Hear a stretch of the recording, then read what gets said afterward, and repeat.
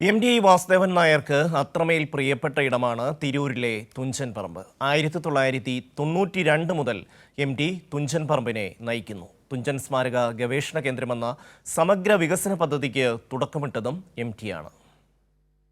3 പതിറ്റാണ്ടായി MT Thunchan പറമ്പിന്റെ സാരഥ്യം ഏറ്റെടുത്തിട്ട് ഇന്ന് കാണുന്ന തുഞ്ചൻ പറമ്പ് MTയുടെ സ്വപ്നമാണ്.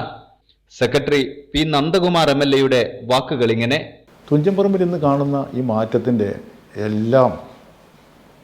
എല്ലാറ്റിൻ്റെയും അധികാരം MT തന്നെയാണ്, അല്ലെങ്കിൽ അതിൻ്റെ ഉത്തരവാദിത്തം MT തന്നെയാണ്. അതല്ലെങ്കിൽ MT ആണ് ഈ രൂപത്തിലേക്ക് മാറ്റം വരുത്തിയത് എന്ന കാര്യം യാതൊരു സംശയവുമില്ല.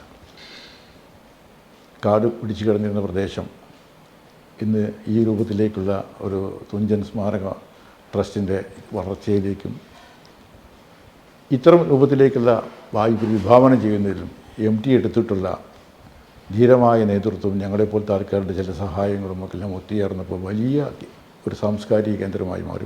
അങ്ങനെ ഒരുപാട് ഭാവനകൾ നമ്മുടെ ഭാഷയെ സ്നേഹിക്കുന്ന മുഴുവൻ ആൾക്കാരെ സംബന്ധിച്ചിടത്തോളം ഒരു സ്വപ്നത്തിൽ കാണാൻ കഴിയാത്ത രൂപത്തിലേക്കുള്ള ഭാവനകളുമായിട്ടാണ് തുഞ്ചൻ പറമ്പിലേക്ക് MT കടന്നു വന്നതും ഇപ്പോൾ തുഞ്ചൻ പറമ്പിനെ നയിച്ചുകൊണ്ടിരിക്കുന്നത്.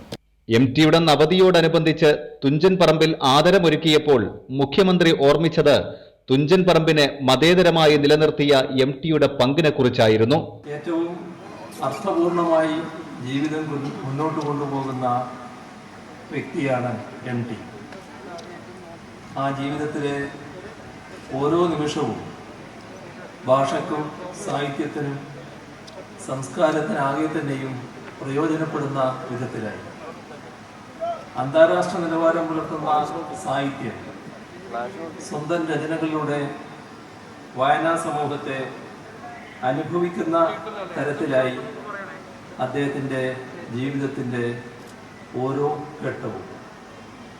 ആ ജീവിത പ്രക്രിയയുടെ ഒരു സവിശേഷ ഘട്ടത്തിലാണ് MT തുഞ്ചൻ സ്മാരക ട്രസ്റ്റിൻ്റെ അധ്യക്ഷ സ്ഥാനം ഏറ്റെടുക്കുന്നത്. ഭാഷാപിതാവിന് വേണ്ടി, ഭാഷയ്ക്കു വേണ്ടി സമർപ്പിതമായ സേവനമായിരുന്നു ആ സ്ഥാനത്തിരുന്നുകൊണ്ട് ആത്മാർത്ഥമായും അദ്ദേഹം നടത്തിയത്. പല സമ്മർദ്ദങ്ങൾ മറികടന്നാണ് MT തുഞ്ചൻ പറമ്പിനെ മലയാളത്തോടൊപ്പം തലയുയർത്തി നിർത്തിയത്.